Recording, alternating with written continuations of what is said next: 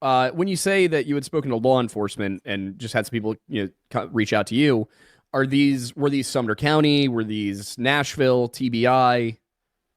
It was people that were involved in the search and rescue, and they just had it was somebody that had a question about why some of my grids were going, and it just had to do with more of a search theory based on lost person behavior.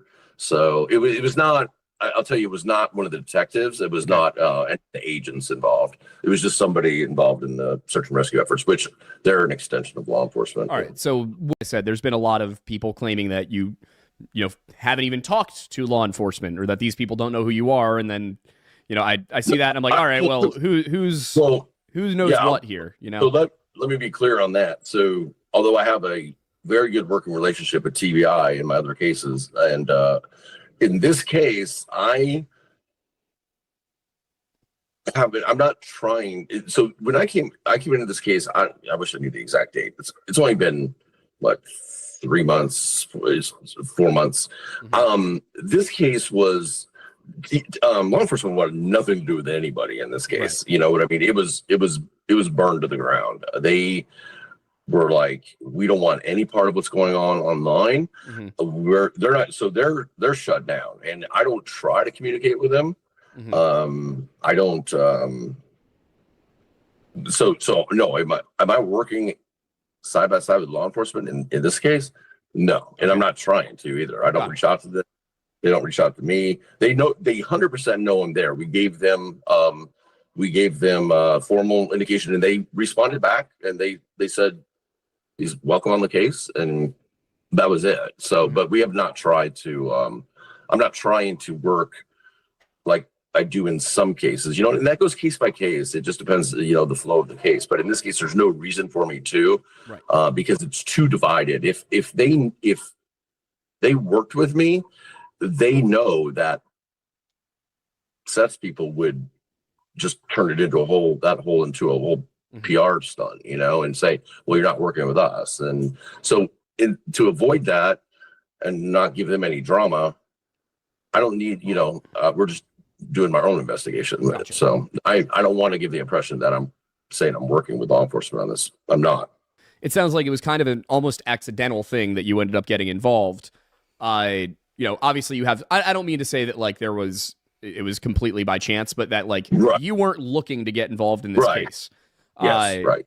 But so then you did, and you said you had some conversations with Chris Proudfoot, and then that you ended up going and sitting down with him. At what point, though, did this become an official working relationship? And what I mean by that is, I guess there would be two stages to that. There's, you're actually actively communicating with him and saying, hey, I'm helping you out, versus, he's paying you or somebody is paying you. Like when did that switch happen? Let me just pull up the retainer agreement so I can tell you exactly. Yeah, I guess the question would be when were you officially hired?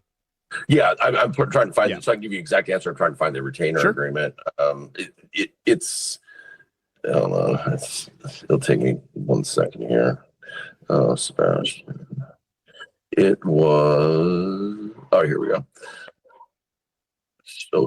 It's 11/14 of 24. Okay, so it was November of last year.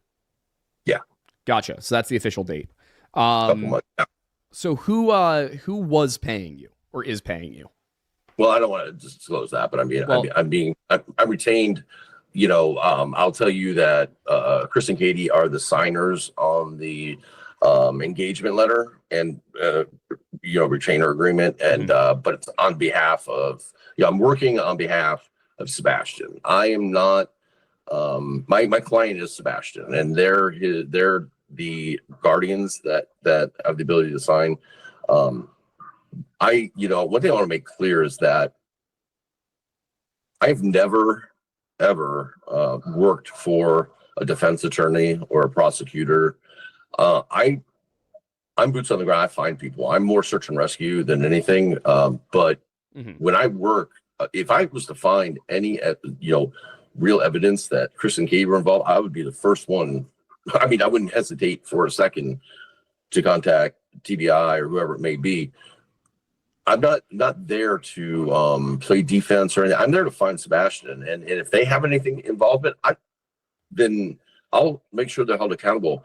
I don't know what happened to Sebastian. I wish I could say I'm on the verge of cracking this case. I do not know. I don't know where he is, and I don't know what happened to him. And anything is on the table. So I'm not protecting them. Where I was about to go, I do just want to clarify one thing really quick, which was, Sure.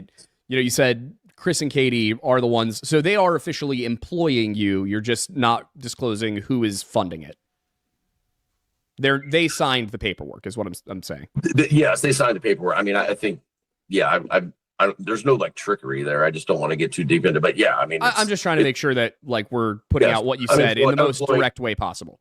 I'm employed by them, but I consider myself working for Sebastian, and that's how my agreements are written. That I'm there working for the missing person, and this person's signing either as their guardian or as their executor or whatever it may be, depending on their age. If they're since they don't have the ability to do it. Right. And you may or may not be willing to answer this, but one thing that I've seen from you on social media, at least I've seen screenshots of tweets, and then I've gone and looked for a few of them to see if they're real. There's been some suggestions that you typically charge, I believe it was a $15,000 retainer fee and then $700 an hour. Is that correct? The $15,000 minimum is correct. The $700 an hour is not correct. So everything I say gets taken seriously. So I get people, for instance, Bullhorn Betty. Yeah. she gives on talks about how, because she follows me from case to case to case. So she gets on and talks about how, oh my God, how dare he charge family $2,000 and I'm like, listen, I don't charge. Don't put it out there that I charge $2,000, because then people are think I can be traveling around the country for a $2,000 retainer. I can't be doing that. I'm like, I'm much more expensive than that. And so sarcastically, like at one point, there was another guy giving me a hard time about this. And at one point I put in my bio, my hourly rate is $2 million per hour. Mm-hmm. And the guy took it literally and started sending it all around the internet. It's just, so some of the stuff is like, it's like, you can't deal with these people anymore. And it's like, yeah, if they're that ridiculous, I'll be that ridiculous. And so no, it's not. I will tell you my rates, my standard, rack rates are, probably average out. And I charge a daily rate. I'll just be honest with you. I don't do hourly. So okay. I charge because it's more, search based. So when I'm working on a day rate. So it's usually, about $2,200 a day. And then there might be it depends if we're bringing in thermal drones, underwater ROVs, because I own all that equipment. It can vary based on that too, Mm-hmm. So, but we do have minimums, because if I'm going across the country and bringing all this equipment, and if other operators are coming in, then, but with that said, about 70% of my cases are pro bono. Mm-hmm. So the money that I do bring in, I've been fortunate to work in some cases where families have the ability to pay that. And then that funds some other cases, So, because I've never done a GoFundMe or anything like that. Got it. Investigator. I am. Okay. Yeah. Got it. I am. Yeah. So I guess, leading into the next set of questions I had based off of, what you just said prior to that question, you say you don't know what happened. If you did have evidence that it was Chris and Katie, you would take that right to the TBI. Do you think it's possible, I guess, that they are in some way involved in Sebastian's disappearance? And I don't mean that they were, strict or difficult parents and he ran away. I mean, do you think it's possible that there is a foul play angle where they were involved? If there is, I just have not seen any evidence of it yet. I think that people got to realize that it's been a long time now. We're coming up on a year pretty quick, and you got TBI, you got Sumner County, you got FBI to an extent. You had Secret Service involved at the beginning. These are agencies. Like if there was something there that was really obvious, or even not that obvious, somebody would have been charged by now, even if without Sebastian being found. Mm-hmm. But there's nothing, and And it's baffling. It really is. It's really hard to wrap your head around this case. How this got pulled off, or whatever has happened, and I don't know what's happened.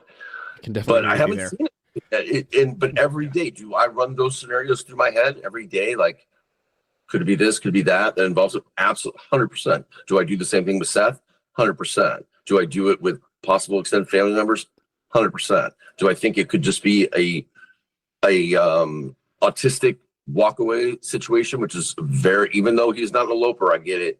It still happens. 50% of autistic kids will run away. 50% will run away by the time they turn 18. So it still could happen. And so do I think about that, and that he could be in a really weird crevice somewhere close to the house, kind of like we saw with Caleb Harris? I do. I wonder about that too. But I don't know. I wish I had the answers. There's so little to go on in this. It's like we've collected a lot of evidence now, stuff that should help us lead to him, and it's not leading us to him. Joining us now is missing persons private investigator Steve Fisher. Thank you for being with us on Law and Crime. Very interesting case out of Southern California. What initially stood out to you about the mom and the dad, but the mom's story that just seemed to be a red flag? Well, there's a couple things, the attack from behind, for one, and that black eye that she has just really isn't consistent with, what an attack from behind. Sure, a person can be pushed and hit the ground and get something like that, but that looks like a punch, and that's hard to do from behind. And also, the just why, I mean, usually in kidnap situations it's almost always family members, and and that's how they get these Amber Alerts out and stuff. And also just if you, let's say a parent had done something to a child, they're a witness, right? They're the ones with the child. They've got to figure out a way to get themselves removed as a witness. They didn't see the person that took this. So how do you do that? You have to go unconscious. So typically stories like, in these situations where a parent's actually involved, happens that they were attacked and unconscious, and they never saw the person that took the child. It's getting rid of that because they are the witness. So I don't know, things just don't seem to be lining up.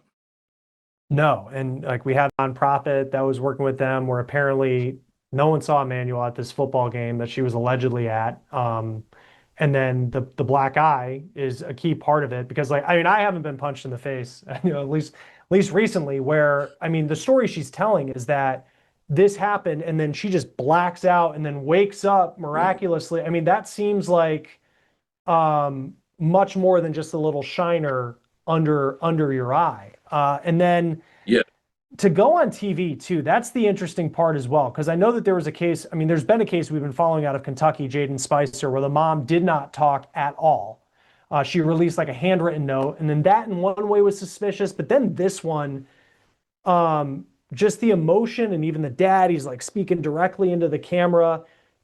In these cases, I mean, what is a red flag when it comes to like how a parent acts in these moments that just seems to be authentic? What separates the authentic ones from ones where there's just a lot of questions? Well, there's a fine line there because everybody reacts different and everybody grieves differently. But in this situation, some of the things she said right off the bat, so she said, if you have him, please feed him and change him. I think that's her kind of projecting, hey, listen, I'm a good parent. That's what I would do. I'd feed him and I change him, and it wasn't give me my child back. Pleading with this person. It was feed him and change him. It just seems like kind of overthought statements, I guess. They planned it a little too much, possibly, if there's foul play here of what they were going to say. It just didn't come off to me as being genuine. And listen, I think that's, it's not like I'm the one that thinks that, even law enforcement's come out and said her statements are inconsistent, and this just is just not lining up. And who did see that child last? When was that baby seen, because there doesn't appear to be anybody. She suffered this knockout punch, she says, in the parking lot, but it doesn't seem to be anybody that witnessed that or child or anything. Yeah, and this happened, like that's a good point because it's in the evening Thursday. I want to say it was around like 6 o'clock, and they're in like the parking lot of a strip mall that has a ton of businesses. And like for this to happen, uh, like no one saw anything. And what do you make of this point and like what you've been able to find out? Because it's bizarre to me as well that there's no surveillance video whatsoever of this. And like on the Google map, you can kind of see there are surveillance cameras on like the sides of buildings, which you would expect. Yeah, so it's interesting. When I was looking at it, there's a jewelry store that is next that kind of adjoins the lot, but it's got those trees that shield it, and it just so happens that where she was attacked is right up against the trees. So it looks like maybe that was scouted out in advance. I cannot confirm if this is true or not, but I did hear from somebody that talked to an employee at the sporting goods store that said that they had come in the day before and asked if there were surveillance cameras because they had some sort of minor traffic incident and they wanted to see if they could get the license plate off the other car.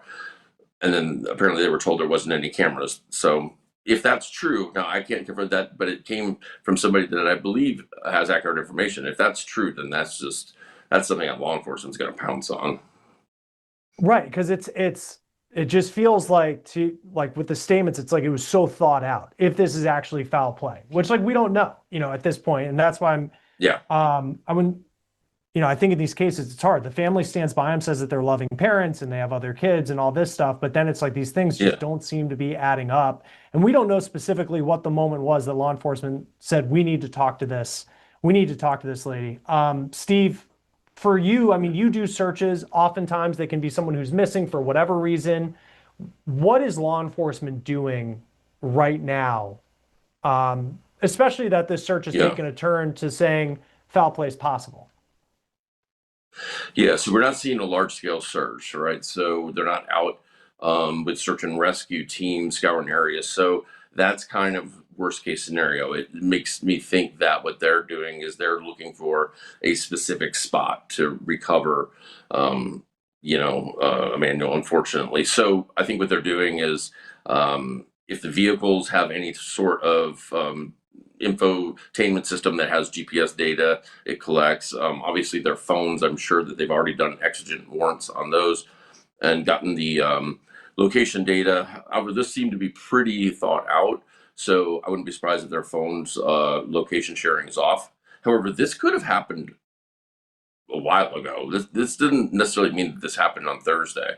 It's going to be a matter of detectives backing up and finding when they can positively have somebody else put eyeballs on that child, when the child was seen and where, and then work forward from there. Because just because they put this in motion on Thursday does not mean that an event happened Thursday. It's going to be, when was the child last seen? How big of a head start did they have? So they're going to have to go back in any GPS data they can get and see how far they can go, and surveillance leaving their property. Ironically, their property is about 200 to 300 feet from the sheriff's station. So the sheriff's station's own surveillance cameras very well could get their cars coming and going, and all times of the day. Well, and I know that you're a medic too, and this is something I'm also thinking about just because I keep thinking of this black eye she had and how it just doesn't, for most of us, when it comes to someone getting knocked out, you're watching mixed martial arts and you're like, okay, that's how that looks. Like, she doesn't appear to have any other injuries either. Like, if you're going to get knocked out and you're standing, like, there's no, like, how common is it for someone, okay, if I get punched in the face and I fall to the ground, that there's going to be something else on my body, especially in a concrete parking lot like she was. And that will all be noted too, even if it's not bruises. Like, does she have gravel on her shirt from falling forward, stuff like that? And remember, even though we might not have seen the bruise until a day or two later on the news, the officer's body cam got it immediately. So that officer's body cam is going to show what that was supposedly minutes after she was attacked. But that's a healing bruise that we're seeing. I am, a medic for search and rescue, and that hematoma, that's dark. But when you first get something like that, it turns like a cherry red, and then it goes through the stages of healing. And then it's once the oxygenation has left those blood cells, it starts turning dark like that. So that's and the swelling's gone. So that's That's an older bruise. That is not a day or two old bruise. So that story doesn't check out either, as far as I'm concerned. It's all just my opinion, but I don't believe that's a new bruise. Well, and it seems like everybody kind of has, like even law enforcement, to put this statement out. Like, what does it tell you? I mean, they say we can't rule out foul play. That feels like there's a fine line between that and we believe that foul play was involved, because I'm sure a large agency like the San Bernardino County Sheriff's Office, when you put the statement out, we cannot rule out foul play, that everybody in the public's mind is going to go into one direction. In your experience, when a statement like that is made by law enforcement, what does that tell you? So it's really, to me, the timing. They were so quick to come out and say, this isn't adding up, or statements are contradictory. And I think that's really to put that out in the public, but also to put the pressure on both of them to get them to turn on each other. Was the husband there when this happened, or wasn't he? Or, get one of them to start trying to save themselves and turn on the other. And I think through that public pressure, it does work, because now you got the grandmother involved, probably pressuring them, like what really did happen. And they're, I think one of them is going to crack soon. I really do. I don't think they can keep it up that much longer, and he doesn't have any rights as far as search and seizure goes, because he's on probation from from another child abuse incident. So he loses those rights, where they don't have to get warrants to search his property and his possessions and stuff like that, his phone and things like that. So I think that it was done intentionally, and I think it was because it was like, listen, this is glaringly obvious. You don't have to be a detective to figure out that there's something amiss here, and let's put it out there. Let's let them know that we know, and let's see if they start cannibalizing each other. And they probably will happen soon. I know that they've supposedly lawyered up, but even then, it's an interesting dynamic if they have the same lawyer, because they could lose privilege, So we'll have to see where that goes. But I think one will probably turn on the other soon. Because if this was still being investigated as an abduction, and if there was any validity to her story, what does this search look like? So if they really thought this was an abduction, what they'd be doing is they'd be checking every piece of surveillance in that surrounding area and every license plate reader to try and get a make and model of a vehicle. Because if they can get a description of an abductor or a make and model of a vehicle, then it qualifies for an Amber Alert. And an Amber Alert would go out immediately. They don't have either of those. And listen, it's a busy enough area. They would be able to, with San Bernardino is an agency that they deal with a lot of homicides, because it's a very vast desert area, Palm Desert, Palm Springs, that type of, they're very good at these type of situations, these detectives. And so they would be able to get something.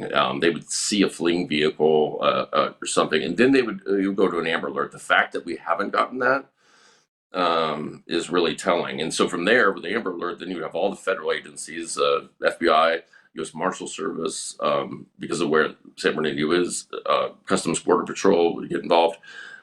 But we're not even seeing traditional search and rescue teams out searching those desert areas. So they seem to think, to me, it seems that they, think that they need to just get the information. They can, there's unfortunately a spot, and they're just narrowing down what that is through, forensics, digital forensics. And also, I'm sure they're interviewing them over and over. Even though they've lawyered up, they still have ways of putting pressure on them. And I think that's another reason they're using the public, is like, okay, if they are not going to talk to us and they're going to invoke their rights, we're going to leak it out into the public slowly, let them know what we know. Yeah, and I know last night there was video of detectives at their home. At the time of this recording, we haven't really had an update from them today, so who knows what that means, whether they found anything, if they're still working on, interviews throughout the day. This area, just being in California, it just seems from Google Maps which is all I can do here on the East Coast. But it just seems like a lot of desert where the house is. It's kind of vast, in the area where it could go out to. I mean, gosh, if you're looking for this young boy, and you hope that it's not the worst case scenario, but even in that case, I mean, how difficult is it to find someone in a place? I mean, if he's so small, and you just think of the, how do you find someone in the desert like this? Yeah, it's tough because this is an area, if you're driving from Los Angeles to Palm Springs, this would be the area before you get to Palm Springs. And it's really, there's a casino there right on the I-10, and there's the Cabazon outlet malls. And other than that, it is just mountain and desert terrain as far as you can see. And it's vast. It's hot. It's 110 there at this time of year. So it's it makes for a difficult search. But like you said, they were at the house, and the other thing that's interesting about that house is, from looking at it from an investigator, is there's a lot of family members that are attached to that property.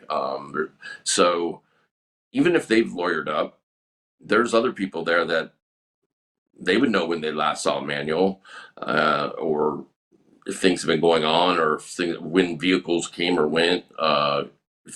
Late night, there's probably family members that know things. These are not things that, it's hard for people to keep these secrets, these deep, dark secrets. And I think somebody with this type of public scrutiny on them, somebody's going to flip.